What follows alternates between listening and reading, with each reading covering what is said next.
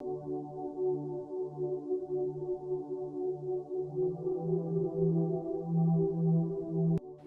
गांव में एक बुढ़िया माई रहती थी। उसके बेटे बहू उसे छोड़कर शहर चले गए थे। बुढ़िया माई अपने गुजारे के लिए सर्दियों में चाय और गर्मियों में शिकंजी बनाकर बेचती थी। गांव के लोगों को उसकी शिकंजी बहुत पसंद थी। एक दिन बुढ़िया माई एक मटके में शिकंजी बना रही थी। उसी समय एक सेठ जी उसकी शिकंजी पीने आए। ए बुढ़िया, मुझे बहुत प्यास लगी है, चल एक गिलास शिकंजी बना दे। सेठ जी, आपको थोड़ा इंतजार करना पड़ेगा। अभी अभी मैंने शिकंजी मटके में बनाई है, उसे ठंडा होने में समय लगेगा। क्या कहा? मुझे मना कर रही है? जानती है मैं कौन हूँ? मुझे जल्दी से शिकंजी बनाकर दे दे, नहीं तो तेरा सारा सामान फेंक दूंगा। नहीं नहीं सेठ जी, ऐसा मत करना। मेरे पास यही एक कमाई का साधन है, मैं अभी आपको शिकंजी देती हूँ। कुछ समय इंतजार करने के बाद बुढ़िया माई ने सेठ जी को शिकंजी दे दी। शिकंजी पीकर सेठ जी ने कहा, ये तो बिल्कुल गर्म है। सेठ जी, मैंने तो पहले ही कहा था, आप कुछ देर बैठ जाइए, अभी शिकंजी ठंडी हो जाएगी। इतनी गर्मी में यहाँ कैसे बैठ सकता हूँ? तू जानबूझकर मुझे गर्म शिकंजी दे रही है, जिससे मैं और ज्यादा शिकंजी ले लूं। अब मैं ये तेरी मक्कारी नहीं चलने दूंगा।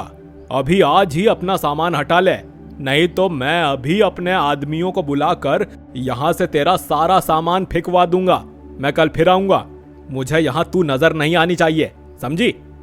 ये कहकर वह सेठ चला गया। बुढ़िया माई शाम तक शिकंजी बेचती रही। शाम को अपना सारा सामान लेकर घर आ गई। वह घर में बैठकर रोने लगी, क्योंकि कल से वह सेठ उसे शिकंजी बेचने नहीं देगा। तभी उसके दरवाजे पर कोई खटखटाता है। बुढ़िया माई दरवाजा खोलकर देखती है तो एक सुंदर आदमी और औरत खड़े थे। माँ जी, हमें बहुत प्यास लगी है। सुना है आप बहुत अच्छी शिकंजी बनाती हो, क्या आप हमें शिकंजी पिला सकती हो? लेकिन बेटा, शिकंजी तो सारी बिक गई। तो क्या हुआ माँ जी, आप दोबारा बना दीजिए। नहीं नहीं, मैं अब नहीं बना सकती, क्योंकि शिकंजी ठंडी नहीं होगी। मैंने आज एक सेठ के जिद करने पर उसे गर्म शिकंजी दे दी, तो उसने मेरी दुकान हटाने की धमकी दी है। अब अगर तुम्हें गर्म शिकंजी पिला दी तो तुम तो मेरा घर ही तोड़ दोगे। बुढ़िया माई की बात सुनकर दोनों हंसने लगे। माँ जी, आप चिंता ना करें, हम ऐसा कुछ नहीं करेंगे। आप आराम से शिकंजी बनाइए और उसे ठंडा भी कीजिए, तब तक हम आपके पास बैठे रहेंगे। बुढ़िया माई शिकंजी बनाने में जुट जाती है, लेकिन उसकी आंखों से आंसू बहने लगते हैं। माँ जी, आप रो क्यों रही हैं? बेटी, मेरे बहू बेटे मुझे छोड़कर चले गए। अब पेट पालने के लिए ये शिकंजी बेचती हूँ, लेकिन कल से ये काम भी मुझसे छूट जाएगा, इसीलिए आंखों में आंसू आ गए। आप चिंता ना करो माँ जी, कल वो सेठ आपको परेशान करने नहीं आएगा। ये मेरा वादा है आपसे। मैं वादा करता हूँ कि आपके बेटे को भी जल्द ही आपके पास भेज दूंगा। आप मेरे बेटे को जानते हैं? हाँ, यही समझ लो, मैं तो उस सेठ को भी जानता हूँ। आप चिंता मत करो, सब ठीक हो जाएगा। कुछ ही देर में शिकंजी बनकर तैयार हो गई। दोनों ने शिकंजी पी, उन्हें बहुत अच्छी लगी। माँ जी, शिकंजी तो बहुत अच्छी थी, लेकिन हमारे पास पैसे नहीं हैं।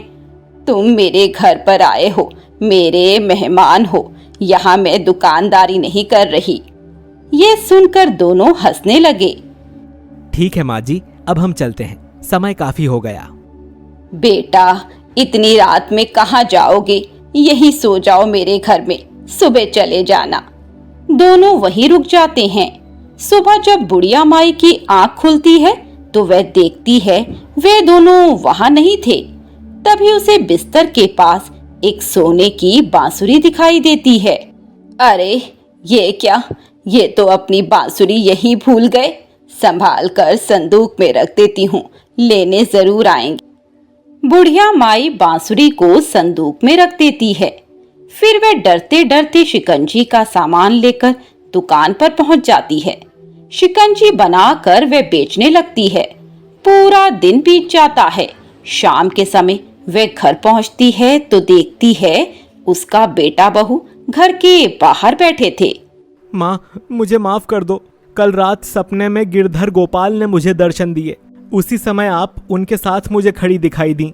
तब मुझे अपनी गलती का एहसास हुआ। आप कितनी महान हैं, जो भगवान ने स्वयं आपको अपने साथ रखा। तभी मैं सुबह दौड़ा दौड़ा आपके पास आया। ऐसी माँ को छोड़कर मैंने बहुत बड़ी गलती की माँ। तभी वे सेठ जी दौड़ते हुए आए। उन्हें देखकर बुढ़िया माई डर गई। जी माँ जी, आप भगवान बिहारी जी की भक्त हैं, ये मैं नहीं जानता था। बिहारी जी ने मुझे दर्शन दिए जहाँ आप उनके साथ थीं। ये देखकर मैं डर गया और आपको ढूंढता हुआ मैं यहाँ पर माफ़ी मांगने आपके पास आया हूँ। अब मैं आपको कोई नुकसान नहीं पहुँचाऊंगा माँ जी। ये सुनकर बुढ़िया माई अपने घर में गई और संदूक खोलकर देखा तो वह सोने चांदी से भरा हुआ था। मेरे राधा कृष्ण कल मेरे साथ मेरे घर में रहे और मैं मूर्ख उन्हें पहचान ना पाई। हे प्रभु, आपके दर्शन पाकर मैं धन्य हो गई। ये कहकर वह भगवान के सामने नतमस्तक हो जाती है। माधोपुर गांव में बिमला नाम की एक कंजूस औरत अपने पति मदन के साथ रहती थी। उसकी एक बेटी थी सुलोचना। बिमला का पति मदन दूध बेचने का काम करता था। उसने 2 गाय पाल रखी थी जिनका दूध वह गांव में बेच कर आता था। एक दिन बिमला ने सुलोचना को बुलाया और कहा, बेटी ये देख, मैंने एक मटकी में मक्खन निकाल कर रखा है। इसे लेकर गांव में चली जा और आवाज लगाकर बेच देना। पर याद रखना, इसके पूरे पैसे मिलने चाहिए। किसी को मुफ्त में मक्खन मत खिला देना। सुलोचना सिर पर मक्खन रखकर गांव की ओर चल दी। उसने आवाज लगाई, मक्खन ले लो, मक्खन, ताज़ा मक्खन। शाम तक उसका सारा मक्खन बिक गया। वह मक्खन बेचकर घर आ गई और सारे पैसे बिमला को दे दिए। बिमला यह देखकर बहुत खुश हुई। अगले दिन बिमला ने फिर से सुलोचना को मक्खन की मटकी दी और वह गांव की ओर चल दी। रास्ते में उसे राधा कृष्ण का मंदिर दिखाई दिया। वह मंदिर में चली गई। वहां मंदिर में पंडित जी भागवत का पाठ सुना रहे थे। पंडित जी ने बताया कि भगवान कृष्ण गोकुल में माखन चुराते थे। माखन उनको सबसे अधिक प्रिय था। यह सुनकर सुलोचना को बहुत अच्छा लगा। कथा समाप्त होने पर उसने पंडित जी से पूछा, बाबा, क्या आज भी कृष्ण जी माखन का भोग लगाते हैं? पंडित जी ने कहा, इस गांव में कोई भगवान को माखन का भोग नहीं लगाता है। यह सुनकर सुलोचना ने अपनी मटकी में से माखन निकालकर पंडित जी को दिया और कहा, बाबा, आज से हर दिन कृष्ण जी को माखन का भोग लगा देना। मैं रोज माखन लेकर आया करूंगी। अगले दिन से सुलोचना गांव में जाने से पहले पंडित जी को भोग के लिए माखन दे जाती थी। कुछ दिनों बाद एक दिन बिमला ने सुलोचना से पूछा, तू मक्खन तो पूरा बेच आती है लेकिन पैसे कम लाती है, क्या बात है? कहीं तू पैसों को खा तो नहीं जाती?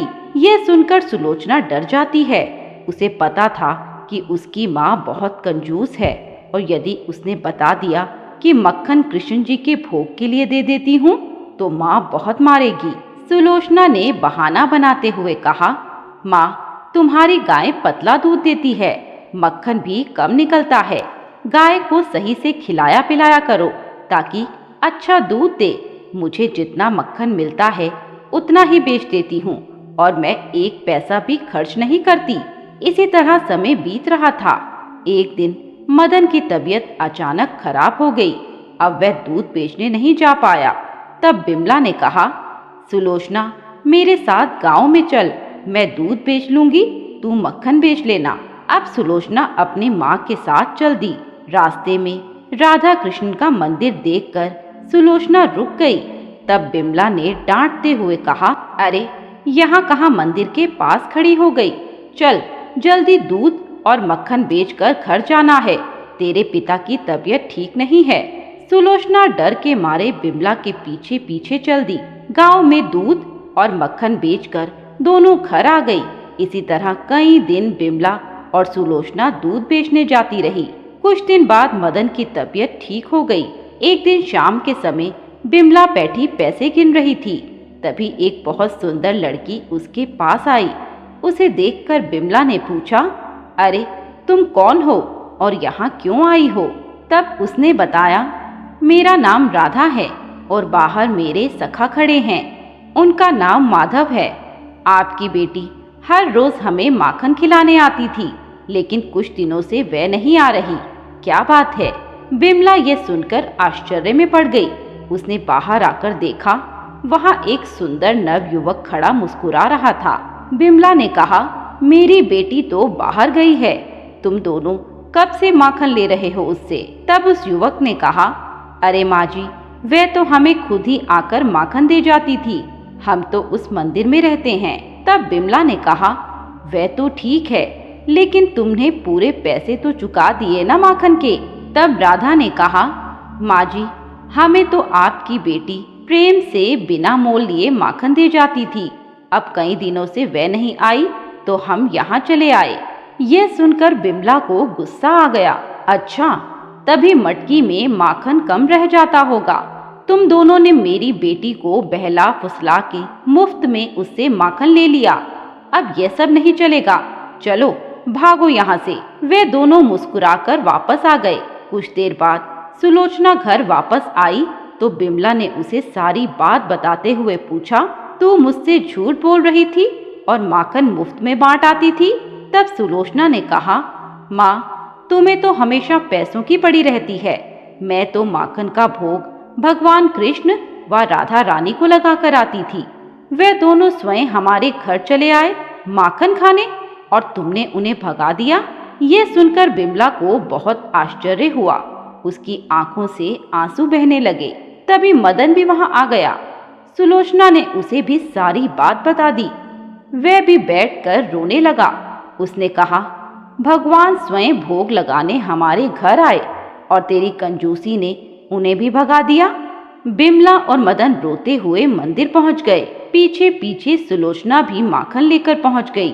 उन्होंने सारी बात पंडित जी को बता दी। पंडित जी ने सुलोचना से लेकर भगवान को माखन का भोग लगाया। उसके बाद बिमला का स्वभाव बिल्कुल बदल गया। उसने मक्खन बेचना बंद कर दिया। वे सारा मक्खन मंदिर में भोग व प्रसाद के लिए दे।